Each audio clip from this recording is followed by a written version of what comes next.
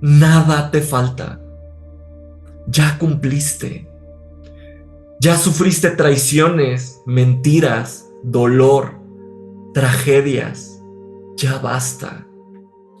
Y esta Navidad no vayas al universo preguntando qué te mereces. No. Ve seguro, con la mano en alto. Es día de cobro. Eso es la Navidad. La promesa de que al final de un año trabajado, sí hay luz. Al final sí hay alegría, que te la has ganado. Porque ese es el segundo nacimiento del que todos los maestros hablaban. Eso es lo que allá arriba están esperando de nosotros. Que en este arranque de dignidad volvamos a nacer aquí adentro, donde importa, para que volvamos a ser eso que siempre hemos sido, príncipes y princesas de los cielos. De todas las cosas que se nos pudieron haber olvidado, Juan Carlos, ¿olvidamos eso? La misma Biblia así empieza. Somos hechos a imagen y semejanza del Creador. ¿Por qué olvidar eso? No, eso era lo único que no teníamos que olvidar.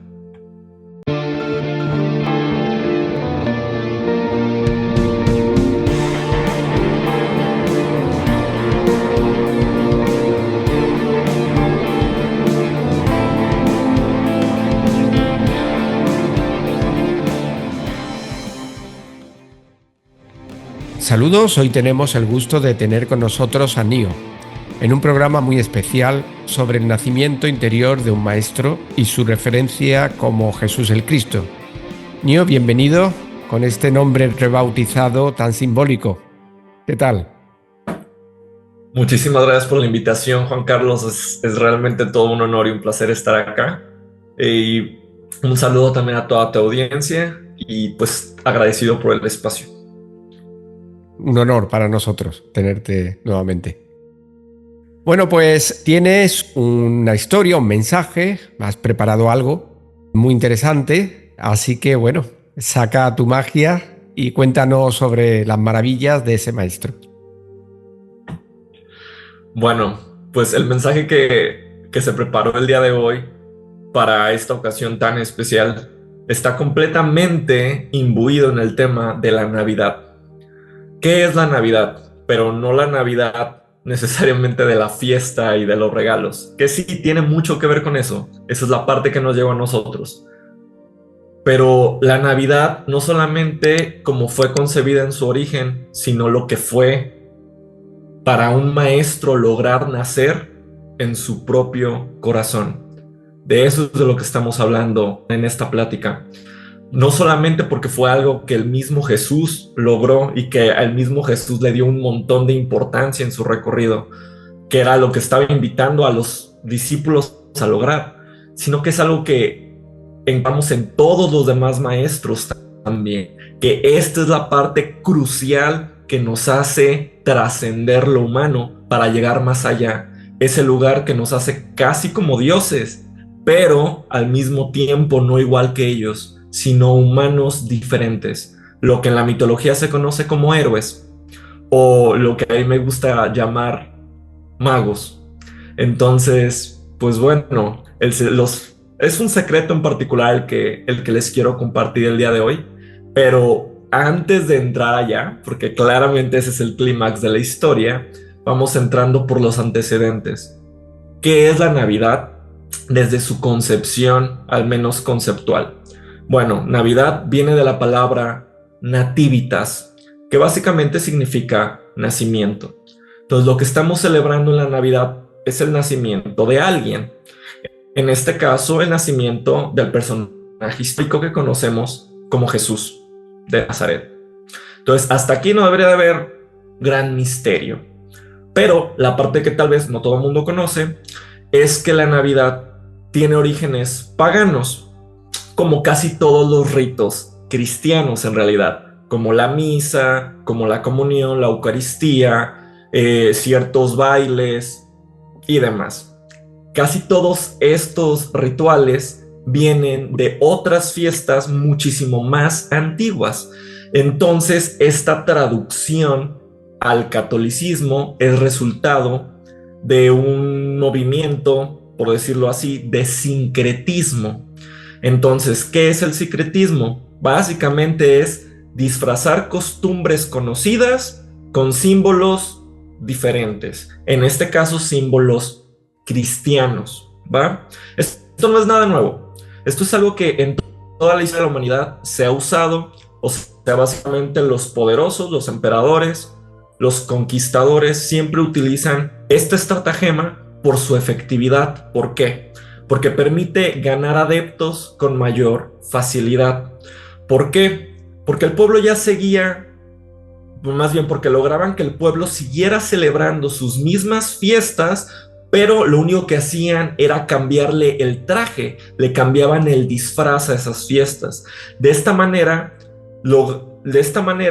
el pueblo podía seguir haciéndolo eso a lo que estaba acostumbrado, pero adorando a los símbolos que seguían a los intereses de los gobernantes en turno. Y esto es algo que en todo el mundo lo hemos visto. De hecho, para las personas en México, esto les resonará de la cantidad inmensa de santos que tenemos de este lado de este lado del mundo. Por ejemplo, de que tenemos el santo del rayo del cerro de Colula. Pero este santo, cuando te pones a investigar, resulta que había una deidad que tenía estas mismas características, pero en la etapa prehispánica. ¿Me explico? Entonces, lo único que hicieron fue tomar esa misma deidad, mantuvieron el culto, pero lo disfrazaron de un santo católico. Entonces, esto básicamente es lo que hicieron. ¿Y cuáles fueron las fiestas que tomaron para realizar este movimiento, este sincretismo? Bueno, las fiestas fueron varias. Entre ellas están las fiestas de Yule, que son fiestas que se realizaban en el norte de Alemania. Bueno, sí, en esa parte nórdica, ya por la parte de arriba de Europa. También la fiesta del Sol Invictus, que es la fiesta del Sol Invencible, que no importa lo que suceda, no importa qué tan oscura sea la noche, el sol siempre volvería a brillar. Esta es una fiesta que tiene orígenes en Egipto, o más bien desde Egipto ya se conocen fiestas muy similares a esta. En Egipto se hacía el dios Ra. Alrededor de todo el mundo siempre se ha adorado al sol de alguna u otra manera. Entonces, las fiestas que se hacían al sol eran específicamente referentes a esta.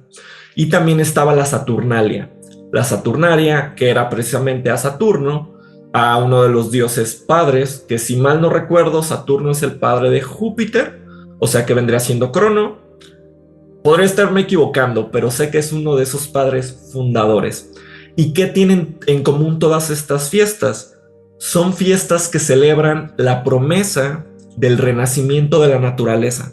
O sea, la naturaleza atravesaría el invierno y reverdecería durante la primavera, ¿va? Entonces, estamos hablando básicamente de fiestas de abundancia, en fiestas en las cuales las personas, aun cuando no tenían razones para celebrar, decidían ponerse del lado de la alegría, del lado de su propia felicidad, del lado de su brillo.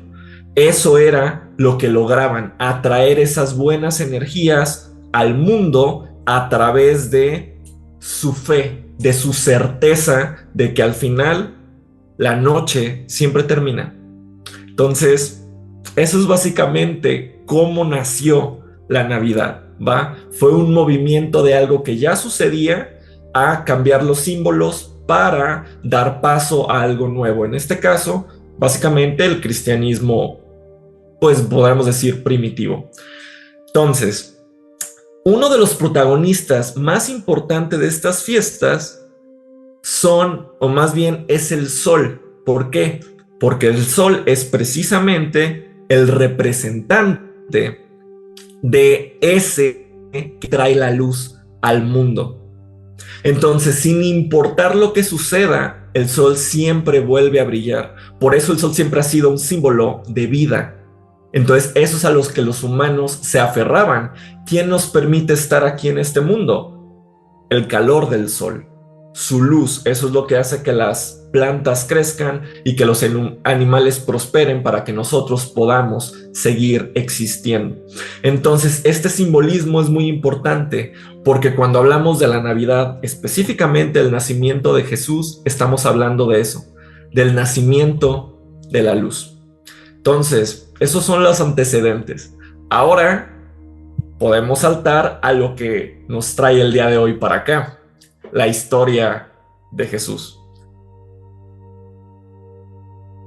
Entonces, este personaje cuenta la historia, al menos, que nació en el medio del desierto, por razones que ahorita platicaremos, y que personajes muy misteriosos y de los que no se sabe mucho vinieron a buscarle de la nada, o bueno, de la nada, ¿va? Estos personajes, ¿quiénes son? Los Reyes Magos. Personajes que fueron a buscar a alguien que se dice produjo señales de luz en el cielo. ¿A qué me refiero con esto? La estrella de Belén o la estrella del Oriente. Una luz que apareció de la nada, que no estaba ahí, y que aquellos que se dedicaban al estudio del lenguaje de los cielos, o sea, al estudio de las estrellas, notaron, eso es diferente, eso nunca había brillado, y mucho menos donde está brillando. Debemos de seguir esa luz a ver a dónde nos lleva. Y quiero que pongamos en perspectiva este detalle, porque no es que detalle, ¿va? No estamos hablando de personas que tomaron un vuelo de Ciudad de México a Madrid. No, estamos hablando del mundo antiguo, de lo que se supone que fue hace 2000 años. Y que si estas personas que no sabemos de dónde salieron, tuvieron que cruzar medio continente o tal vez continentes enteros para encontrarse con Jesús, estamos hablando de que pusieron su vida en riesgo cruzando todo tipo de zonas áridas, literalmente desiertos, selvas enteras, para ir a encontrar algo que ni siquiera sabían que era, porque lo único que tenían era una luz en el cielo que ellos traducían como sigue adelante. ¿Va? Esto es lo importante de esto. Y lo hicieron con un único propósito, para encontrar un pesebre en el medio de la nada, rodeado de arena, donde había un señor, una mujer y un pequeño bebé. Y a ese bebé fueron a decirle, hay algo muy especial en ti. Eso fue lo que realmente hicieron, y para mí, de todos, ese es el regalo más grande. Que no fue el único, pero para mí es de todos el más simbólico. ¿Por qué? Porque esto sería una profecía de lo que la vida de Jesús sería. ¿Por qué? Porque Jesús después, durante sus años activos, sus años conocidos, lo que se la pasó haciendo fue viajar gran parte de su vida pública buscando a enfermos, excluidos y desvalidos, precisamente para ayudarlos y enseñarles que todos ellos, todos podían ser como Él, que todos podían ser como el Maestro. ¿Y por qué me atrevo a afirmar esto? Porque estos fueron palabras de Él, no son palabras mías. ¿Qué les dijo a las personas? Sean como yo, porque yo soy santo. Él continuamente le hacía una invitación a todos a encontrar esa santidad que Él había logrado en sus corazones. Entonces, ya desde ahí podíamos de alguna u otra manera entender por qué su nacimiento fue como fue. Y además sabemos que el que Él creyera eso es perfectamente posible, porque ya había personajes que tenían una relación a la realidad muy diferente a los humanos estamos acostumbrados. ¿Y quiénes son estos personajes de los que hablo? Pues ni más ni menos que los mismísimos Reyes Magos, ¿va? Que si lo pensamos un poco, Una de las cosas que me parecen más fantásticas de estos señores, bueno, no sé si había señoras, inclusive puede ser que sí las hubiera entre estos personajes, es que ¿alguna vez te has puesto a pensar, Juan Carlos, que son reyes y son magos al mismo tiempo? Y lo digo, lo saco a colación porque casi parece como un oxímoron, es casi una paradoja. En todas las historias que yo he leído, los reyes, o sea, la realeza, siempre ha estado de alguna u otra manera dividida de la magia. De hecho, los reyes siempre acuden a los magos, que son estos seres que viven lejos, que viven en la montaña. Tenemos al hierofante, tenemos al profeta, tenemos al ermitaño, esta figura sabia que está metido en las montañas y que el rey tiene que hacer traer para resolver cosas o situaciones más bien que él y su corte no pueden resolver de maneras normales o naturales, quizás si cabe la palabra. El mago siempre ha estado de alguna u otra manera separado de la figura de poder. Sin embargo, estos personajes lograron trascender la historia haciendo en sí mismos una anudación de estos dos polos. Es algo hermoso, ¿me explico? Y eso es precisamente parte de la profecía de quién era Jesús. Y eso nos lleva entonces a los 3 regalos que nos cuentan que le llevaron al niño Jesús. ¿Y cuáles fueron estos 3 regalos? Bueno, por un lado le dieron oro. ¿Para qué servía el oro? Era un símbolo de la realeza, de la que ya habíamos hablado. Reconocían a Jesús como rey. Curiosamente, nosotros llamamos a Jesús Rey de Reyes, pero también le llevaron incienso, incienso con el cual simbolizaban su divinidad. En pocas palabras, ellos desde entonces a él ya lo reconocían como mago, como uno de ellos. Y más allá, le llevaron mirra, una mirra que simbolizaba las tribulaciones y problemas que encontraría en su viaje. Ese mismo viaje que ellos tuvieron que hacer a través del desierto para encontrarlo y que él mismo tuvo que realizar en la panza, disculpen el término, pero literalmente en el vientre de su madre para huir de aquel que le buscaba. Es interesante cómo desde ese momento, en un movimiento alquímico de maestros, convirtió la familia de Jesús y él mismo al desierto en un resguardo y cobijo. Convirtieron el lugar más inhóspito y hostil en ese que los cuidó del monstruo que venía a buscarlos.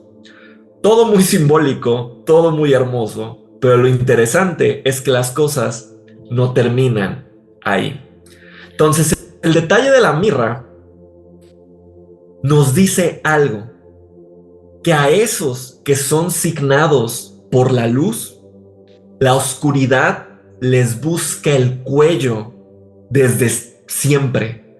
Desde que la humanidad es humanidad, esto se repite una y otra vez. Yo lo decía hace unos momentos, en el momento en el que Herodes se entera de la existencia de Jesús, manda a buscar a todos los bebés de la región para mandarlos de regreso al otro lado. Porque se dice que él era un hombre, bueno, era un rey muy paranoico que temía por su estancia en el poder. Y fue ese miedo muy humano, muy oscuro, el que lo llevó a hacer semejante atrocidad. Entonces ya desde entonces fue como casi una advertencia. Ten cuidado, tú brillas y la luz a veces causa esas cosas. Entonces ya desde entonces quedó muy claro, o al menos eso es lo que nos dice la leyenda, de qué iba a ir la vida de Jesús. Entonces, pues bueno, esto es lo que nos sirve de prefacio para lo que se nos viene. Wow. ¿Cómo ves, Juan Carlos? Muy, muy, muy interesante. Muy bonito. Perfecto. Pues entonces, continuemos. Esta es la introducción con la cual entramos al tema del nacimiento según la Navidad, ¿va? Pero, vuelvo y repito, lo que nos reúne el día de hoy es la Navidad según el maestro. Entonces, ¿qué es lo que el mundo esperaba que llegara o que sucediera con la llegada de Jesús a este mundo? Bueno, es importante entender que todo un pueblo esperaba a un Salvador y eso es lo que querían de Jesús. Existía un pueblo, en este caso el pueblo judío, y el pueblo judío estaba siendo oprimido por el imperio romano. Entonces estamos hablando de que las esperanzas de muchísimas personas estaban puestas precisamente en este nacimiento. No era cualquier momento en la historia. Por eso Herodes tenía miedo, porque él sabía que se le podía acabar el negocito en cualquier momento, ¿va? Entonces, por eso fue algo tan grande. Jesús era una luz de esperanza. Él simbolizaba esta palabra tan famosa, la fe. Él vino a decirles, sin decir nada, hey, todavía se puede, las cosas pueden mejorar, las cosas pueden cambiar, sigan adelante. Entonces, por eso a Jesús se le asemeja a la figura del sol, porque él, de alguna u otra manera, siempre fue puesto en ese pedestal, en ese lugar de que la oscuridad jamás podría prevalecer. Y una de las cosas interesantes de este Salvador es que él desde niño fue muy consciente de esto. O sea, las personas eran muy vocales acerca de quién creían ellos que era Jesús. Entonces, él desde niño fue educado como eso. Tú eres el Salvador. Tú nos vas a sacar del yugo romano. Tú eres el que vino a enseñarnos a nosotros los judíos de qué manera convertirnos en el pueblo elegido de Dios. Pero, sin embargo, esto jamás se le subió a la cabeza. Aun cuando él era, más bien la promesa de liberación, eso jamás lo detuvo, ¿va? Más bien, no solamente no lo detuvo, eso jamás lo convirtió en eso que las personas hacen cuando les das un poco de poder. ¿Me explico? Cuando la gente por tener 1000 TikToks de repente se cree famosa, bueno, pues a Jesús aparentemente era inmune a los encantos de la fama. Eso es algo digno de ser mencionado, creo yo. ¿Por qué? Precisamente porque él creía algo, que había que ser dignos de ese lugar.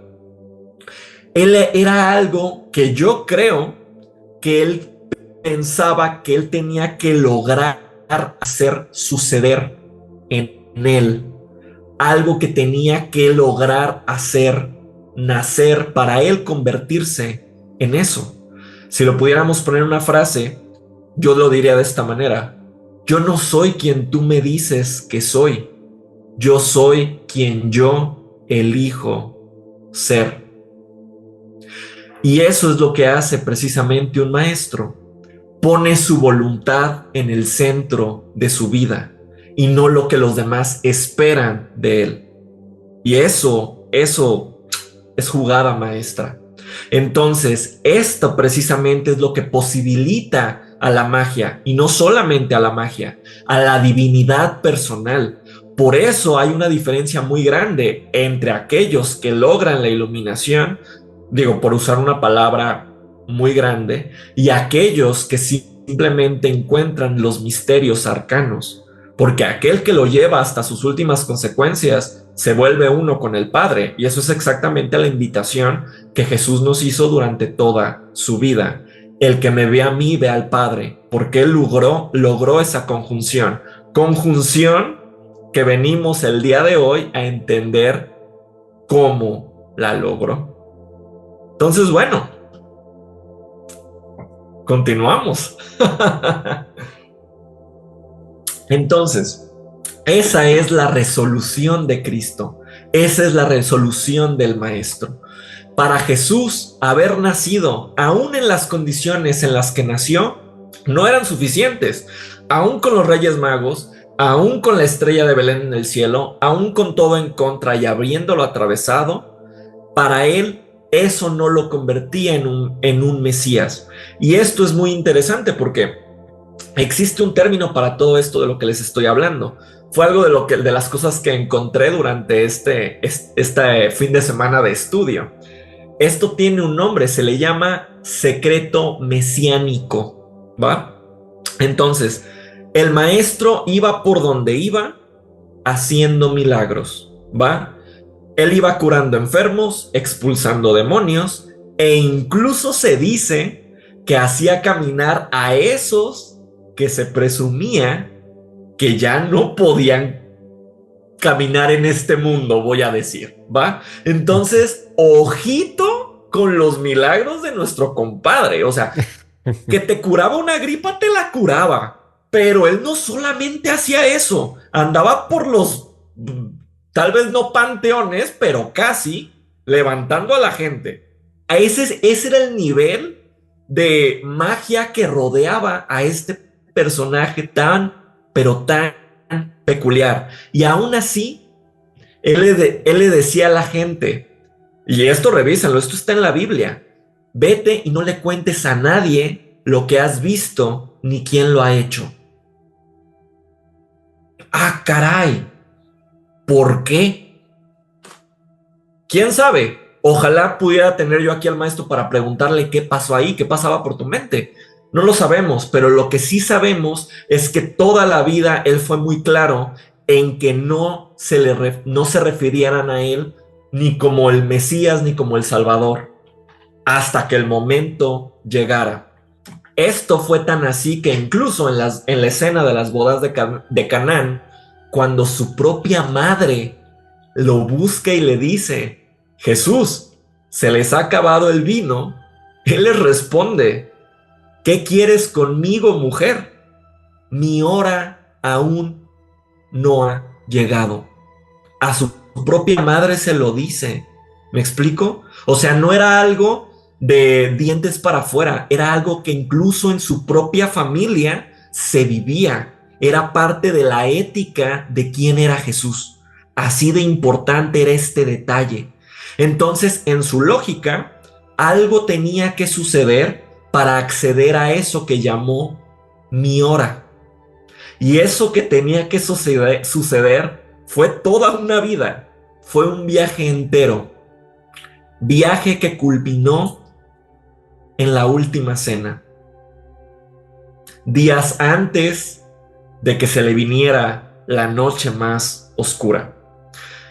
Y en la última cena, ahí lavó los pies de sus discípulos, les repartió el pan, les habló de los eventos que sucederían, les dijo que uno de ellos lo traicionaría. Y aún sabiendo todo eso, les dijo una de las palabras más hermosas que yo creo que alguien te podría decir. No saben cuánto he esperado este momento.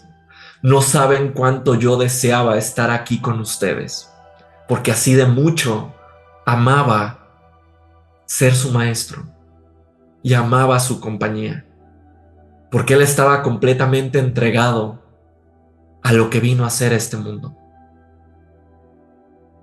Y lo que vino después de la última cena lo encontramos justamente en Juan 17:1. Y entonces Jesús dijo, el momento ha llegado, es hora de que el Señor actúe. Ahí Él se reconoce como el Señor. Por primera vez Él dice, lo que tenía que suceder ya sucedió. Ya puedo ser uno con mi Padre. Es momento de hacer lo que vine a hacer. Y lo que sucedió después es probablemente una de las golpizas más terribles de las que tenemos registro en la historia humana. Pero una vez terminada la crucifixión, el maestro se volvió a levantar. Esta es una de las cosas que me parecen más increíbles de toda la historia, porque, miren, yo no sé, y yo no lo puedo confirmar porque yo no estuve ahí, si el maestro sobrevivió o si por otro lado encontró la manera de saltar entre el mundo espiritual y el mundo humano a voluntad. Yo no sé qué hizo, pero cualquiera de las dos versiones me parece igual de increíble. O sea, en primera, porque cuántas personas conocemos que puedan saltar entre mundos, o por otro lado, ¿cómo rayos sobrevives a semejante ejemplo de disciplina por parte del ejemplo romano, perdón, por parte del Imperio Romano? O sea, ¿cómo sobrevives eso? ¿Cómo bajas de la cruz y a los días andas caminando entre las personas como si nada? Yo no sé, pero eso es parte de lo que sucedió ahí. Algo hizo el maestro estando ahí arriba que logró lo imposible. Eso es precisamente el significado de la magia, hacer que lo imposible suceda.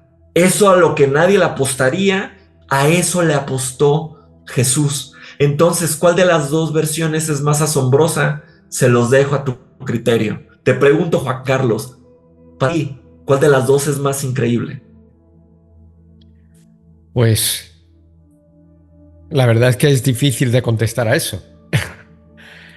Yo lo que creo es que en cualquier caso era un hombre que trascendió los límites humanos.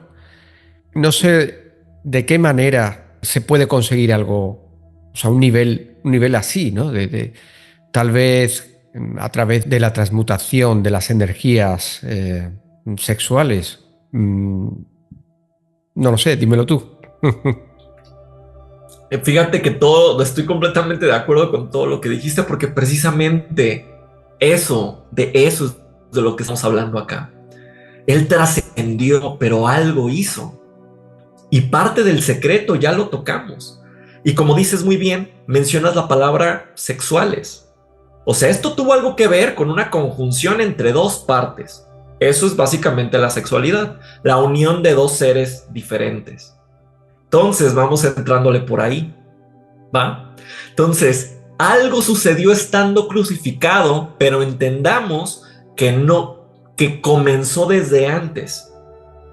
No comenzó ahí, sino que en otro momento, ¿va? Entonces, la magia del segundo nacimiento precisamente no sucede en su nacimiento primero, porque no sé tú, Juan Carlos, pero cuando yo nací, cuando yo llegué a este mundo, no fueron unos señores misteriosos a decirle cosas raras a sus papás y a hacerles regalos de oro y demás. No sé si cuando tú naciste hubo estrellas en el cielo que aparecieron de la nada y promulgaban, o más bien profetizaban quién serías tú en este mundo. Y es muy probable que las personas que nos están viendo allá en casita, saludos, tampoco le sucedió. Eso es parte de lo que quiero que entendamos. No se trata de eso. Si tu nacimiento fue un nacimiento común y corriente, bienvenido al club. De eso se trata. O sea, no era tan importante como parecía, porque ni siquiera Jesús le daba esa importancia. El segundo nacimiento es al que le daba importancia. Y ese segundo nacimiento implicaba precisamente hacerlo desde un lugar, podemos decir, si cabe la palabra, adulto, como un hombre, o en su caso, como una mujer. Alguien que necesitaba sus energías sexuales. ¿Y qué son las energías sexuales? No es otra cosa que la unión de dos polos, dos partes que se unen para resultar en un resultado, en un objetivo, en una meta en común. ¿Va? Entonces, ¿cómo lo hizo? Ok, vamos para allá. Tal vez la palabra cómo no es la más adecuada, digo, no es una palabra que me encante, pero bueno, me la voy a permitir para fines de esta plática. Entonces, después de un viaje que duró toda una vida, Y habiéndose dado las razones que él entendió suficientes hasta la última cena, que fue precisamente de lo que estábamos hablando, decidió que el momento había llegado. Juan 17:1. Es hora de que el Señor actúe, dijo. En ese momento, lo que realmente estaba haciendo, más allá de que la frase suena sumamente varas, si me permites la palabra, es que él se entregó completamente a la divinidad. Él en ese momento aceptó el plan divino. Esa es la primera parte del truco. Va, yo también juego el juego. Ahora sí, estoy 100% seguro de lo que estoy haciendo y de lo que está por suceder. ¿Va? Tan sabemos esto que justamente, no sé si cuánto tiempo después, pero justamente en la Biblia lo que sigue en los siguientes capítulos es que sube al monte de Getsemaní.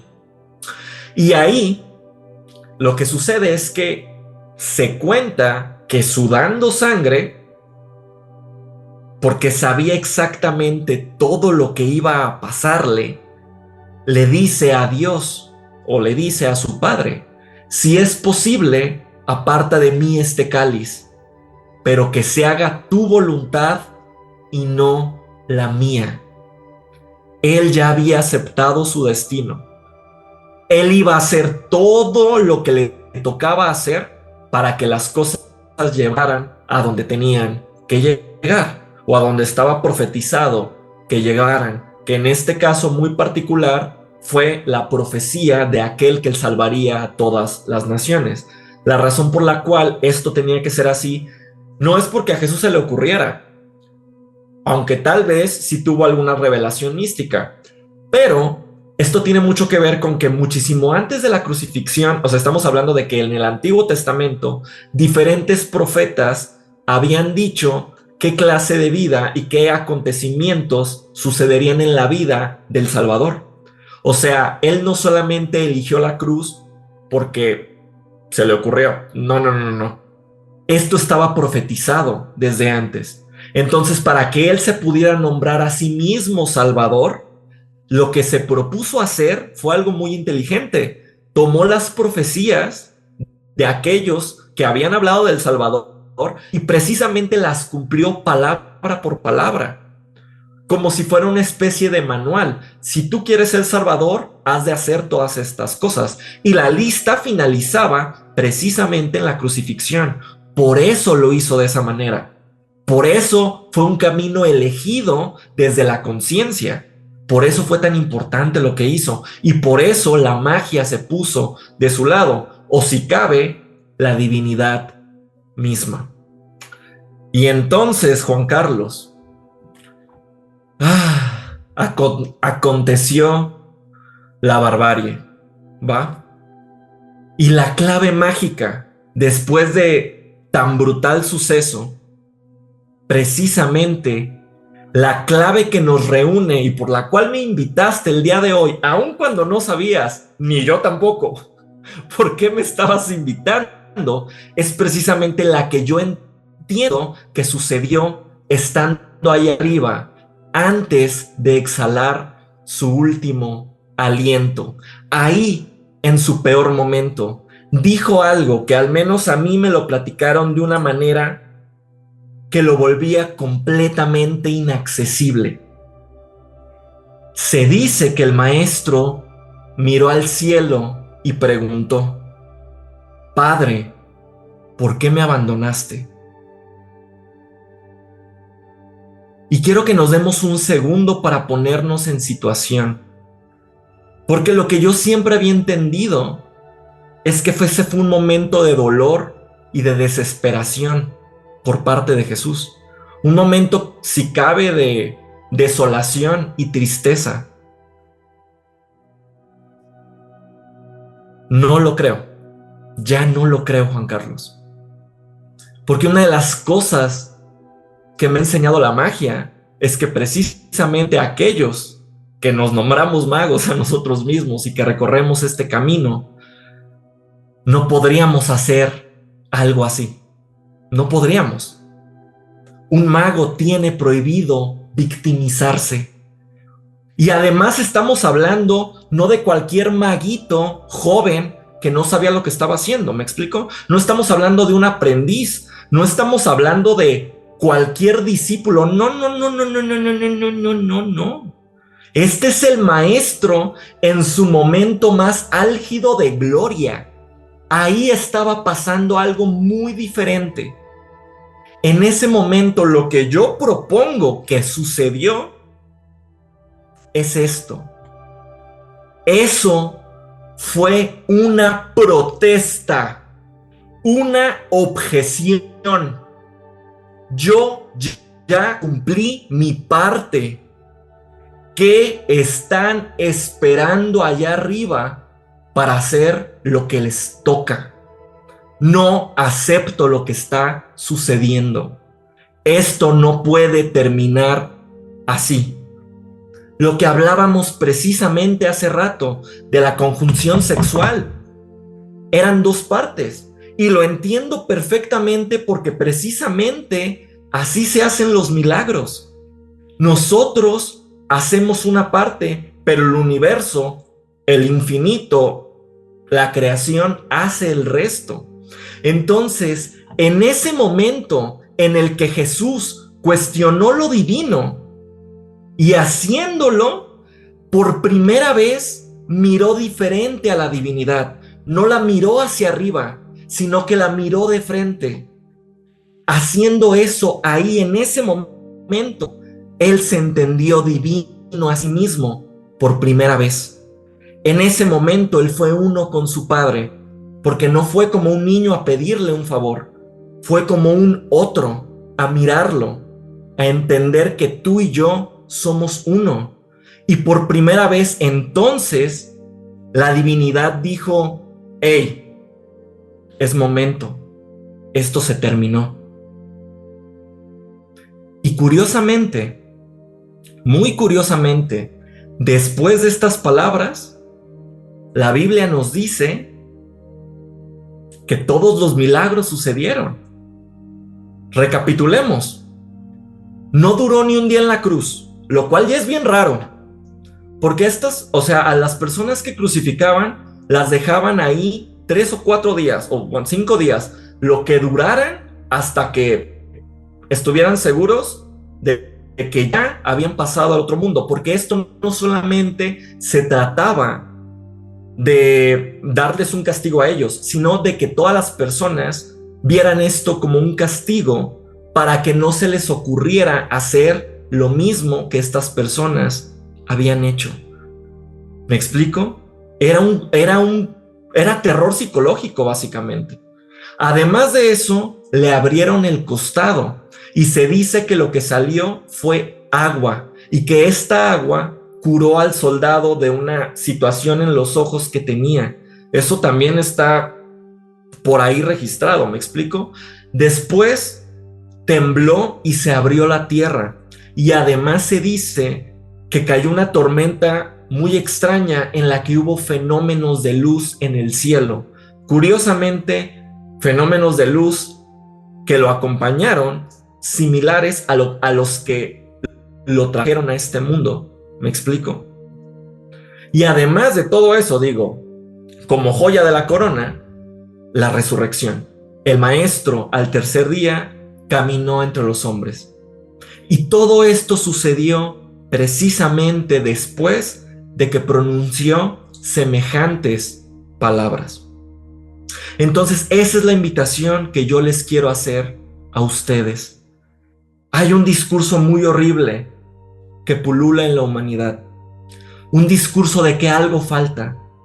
Un discurso de que si pecáramos menos, de que si fuéramos mejores hijos, de que si nos entregáramos más horas, si oráramos más, si fuéramos mejores padres o mejores hijos, entonces nuestra vida cambiaría. Y se los digo con el corazón en la mano a todos los que están escuchando este mensaje. En serio se los digo, nada te falta. Nada te falta. Ya cumpliste. Ya sufriste traiciones, mentiras, dolor, tragedias. Ya basta, ya basta. Ya hiciste tu parte, te lo prometo, ya cumpliste. Y esta Navidad no vayas al universo preguntando qué te mereces, a ver si te dan un pedazo de carbón o un juguete. No, ve seguro, con la mano en alto. Es día de cobro. Hoy vienes por tu recompensa. Como las fiestas en las cuales se basa precisamente la Navidad nos enseñaban, es día de cosecha. Vas a ir a recoger el fruto de tu esfuerzo. Eso es la Navidad. La promesa de que al final de un año trabajado, sí hay luz. Al final sí hay alegría, que te la has ganado. Recorriste un año y llegaste hasta el final. Date un abrazo y reconócetelo, porque ese es el segundo nacimiento del que todos los maestros hablaban. Eso es lo que allá arriba están esperando de nosotros, que en este arranque de dignidad volvamos a nacer aquí adentro, donde importa, para que volvamos a ser eso que siempre hemos sido, príncipes y princesas de los cielos. ¿O acaso olvidaste que eres hijo de Dios? ¿Se te olvidó que eres hija y que estás hecha a imagen de aquellos que habitan en los cielos? De todas las cosas que se nos pudieron haber olvidado, Juan Carlos, ¿olvidamos eso? La misma Biblia así empieza. Somos hechos a imagen y semejanza del Creador. ¿Por qué olvidar eso? No, eso era lo único que no teníamos que olvidar. Y al final yo creo que si de deudas hablamos, si me permiten la palabra, nos lo debemos a nosotros, a nuestra propia divinidad. Y esta es precisamente la mejor época del año para hacer precisamente eso, ¿va? Hacer eso que sucede en los nacimientos. Entender que el viaje terminó y que ahora es tiempo de descansar y reencender la luz dentro de nosotros. Esa es la invitación a la que yo creo que el maestro nos hubiera invitado si estuviera aquí entre nosotros. No está aquí para preguntarle, ni estoy yo para estar metiendo palabras en su boca, pero esa es la invitación que les quiero hacer a ti y a toda tu audiencia. Y agradezco de nuevo por la oportunidad. Bravo, bravo, Nio. Has hablado de la sexualidad. No estamos hablando de sexualidad animal, estamos hablando de sexualidad sagrada. Aquella que es capaz de convertirnos en dioses terriblemente divinos. ¿Podrías explicar un poquito así? Yo sé que esto daría para un programa entero y lo haremos. Si a la gente le parece, lo deja en los comentarios y demás.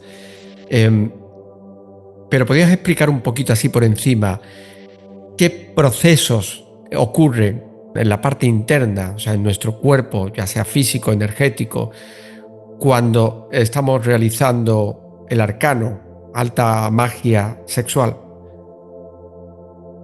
Mira, te lo voy a decir cómo yo lo practico y cómo me lo han, más bien lo que ha coincidido con otras personas con las que he podido hablar precisamente de este tema.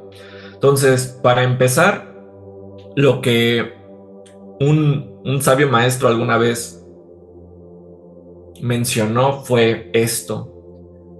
En la parte física, en la parte más animal, como acabas de mencionar, hay que entender que la energía no es para guardarla a lo loco, que es lo que normalmente hacemos con ella, ni tampoco es para derrocharla y darle así que rienda suelta al cuerpo. Eso es lo primero que hay que entender. La energía es para usarla, ¿va? ¿Para usarla en qué? en nuestros propósitos, precisamente porque es la energía más potente que tenemos a nuestra disposición. Entonces, lo que hacemos es primeramente aprender a enfocarla. Entonces, ¿de qué manera la enfocas? Le das un propósito.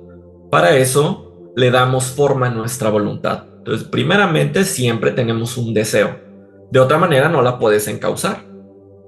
Entonces, parte del secreto para empezar es eso. Tengo una meta, un objetivo, un resultado muy claro. Hacia ahí voy a llevar mi energía.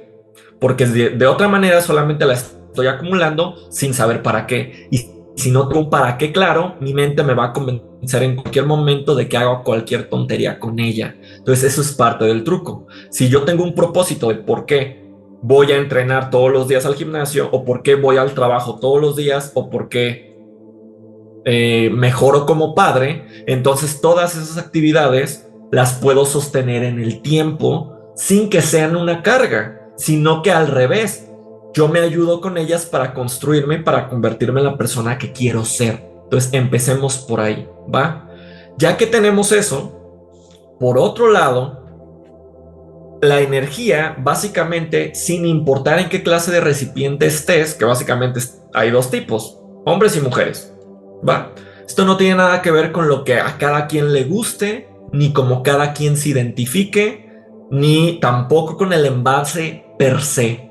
Esto tiene que ver con que en todos nosotros hay dos polos, el polo femenino y el polo masculino. Entonces hay que lograr que estas dos energías dentro de nosotros logren el matrimonio sagrado o la comunión sagrada, básicamente que se unan, porque es la unión de estos dos lo que logra hacer nacer un algo más. O sea, Padre, Hijo, Espíritu Santo, por ahí va. Eso es básicamente a lo que está hablando el maestro. Entonces, ¿de qué manera se logran estos dos? Bueno, hay que entender las características de cada uno de estos dos, de estas dos energías. La energía masculina es activa, va hacia afuera, busca el enfrentamiento, busca el rinoceronte, busca al león y lo caza, ya sea para sobrevivir porque necesita alimento o para proteger. ¿Proteger a quién? A la tribu, a su familia o a sí mismo. Entonces eso es lo que hace la energía masculina, busca ir hacia afuera. Por otro lado, la energía femenina va hacia adentro, es introspectiva, es emocional. Es una energía que por naturaleza cuida y nutre, alimenta. Por eso el padre es cazador y por eso la madre, ojo con lo que voy a decir aquí, por naturaleza, simplemente porque así se sentía correcto, las madres se quedaban en la tribu cuidando a los bebés, porque ellas los alimentaban y porque además si le das a un bebé a un papá, pues somos medio torpes. Es que es instinto y no se trata de... Exacto. Claro.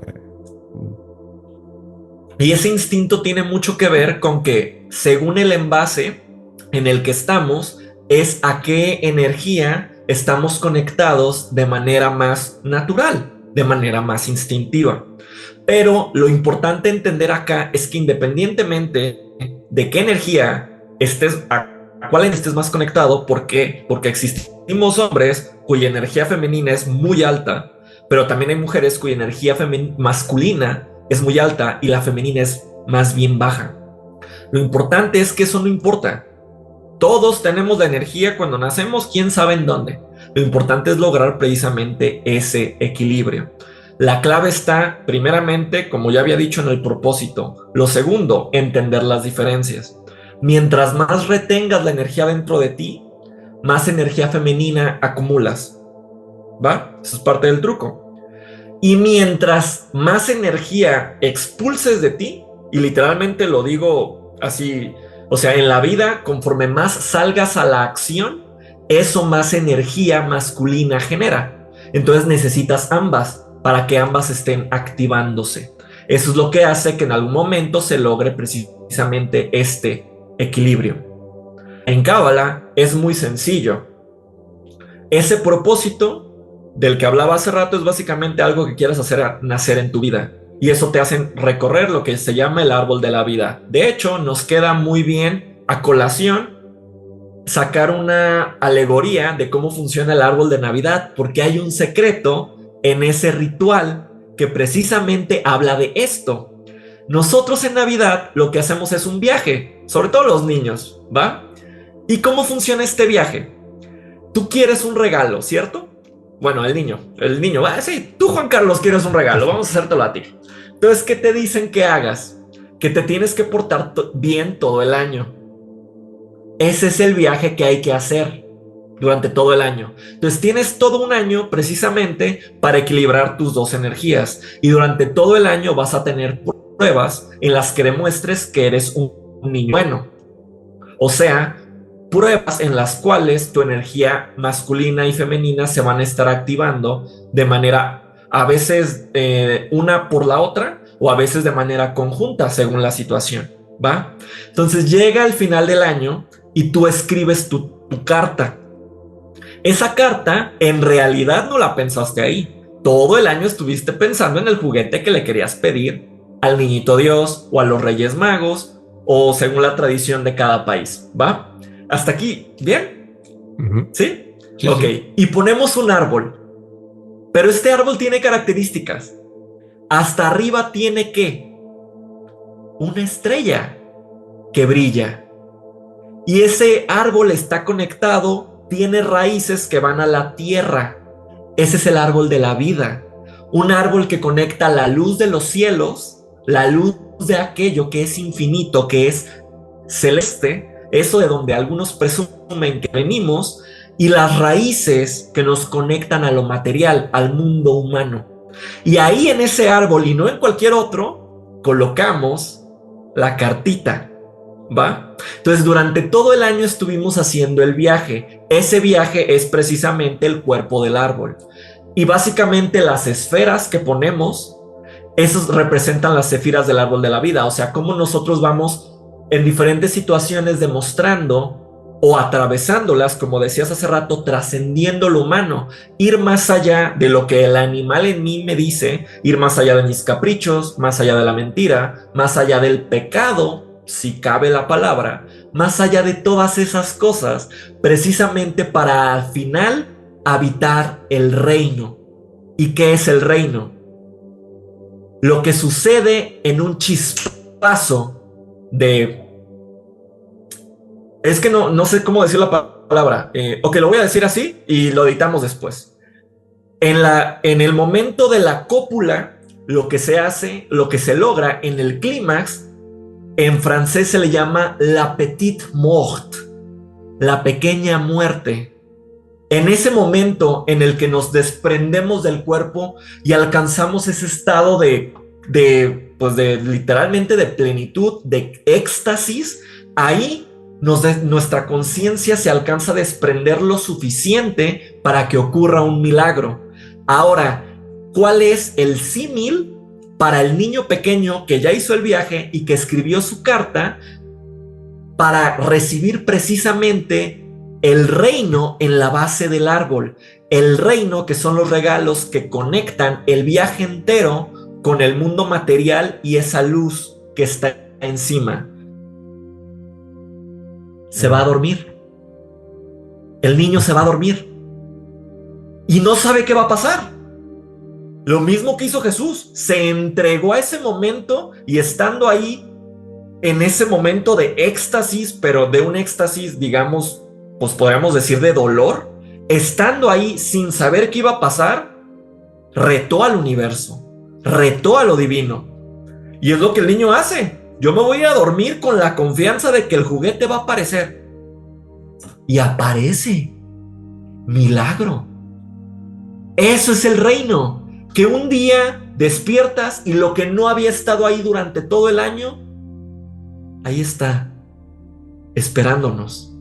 Ese es el viaje de la Cábala. Esa es la conjunción de ambas energías. Y por eso es un viaje hermoso. Pero todo empieza ¿en qué? En que tengamos un deseo, un resultado, un objetivo, una meta. Se los voy a poner una palabra más bonita, más sencillita. Un regalo que hacerte a ti mismo. ¿Qué te quieres regalar? Con eso basta. Decide qué regalo quieres darte.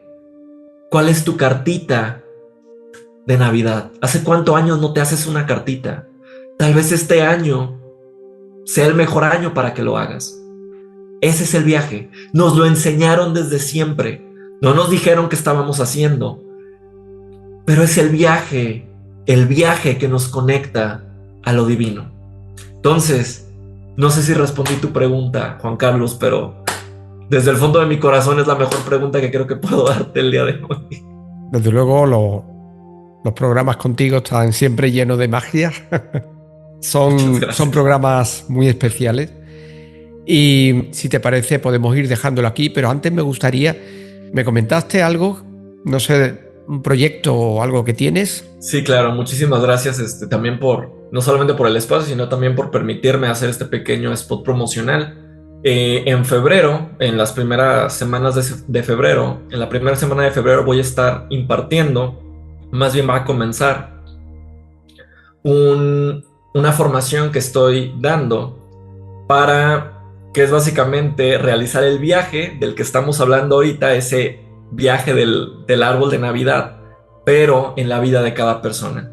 O sea, básicamente es un viaje para creación de realidad propia y conexión con la divinidad personal. Eso es a lo que yo me dedico. Soy enseñante de este tipo de magia en particular, la magia que yo entiendo que es la que los maestros de alguna u otra manera practicaban.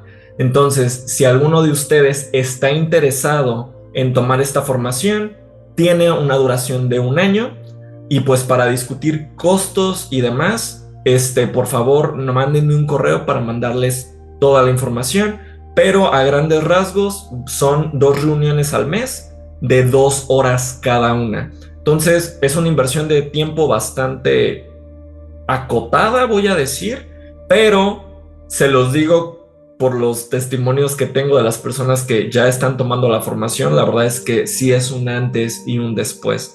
Entonces, si están buscando una manera de literalmente cambiarse la vida, o lo que quieren es inmiscuirse más en estos misterios sobre cómo funciona la realidad, sobre cómo funciona su mente, su alma, y además les interesa reprogramar el videojuego, la Matrix, o sencillamente a ustedes mismos, esta es una muy buena vía para lograrlo. Entonces, esa es la invitación que quiero hacerles. Y de nuevo, muchísimas gracias, Juan Carlos, por la oportunidad. Gracias a ti, seguro que está súper interesante y súper constructivo, ¿no? Ese curso que vas a iniciar. Los datos de Nio los dejaremos en la descripción del vídeo. Os recomiendo que os paséis por su canal, Estrella Arcano. Muchas gracias por acompañarnos, apoyarnos con un like si te pareció interesante el contenido y hasta el próximo programa. Chao.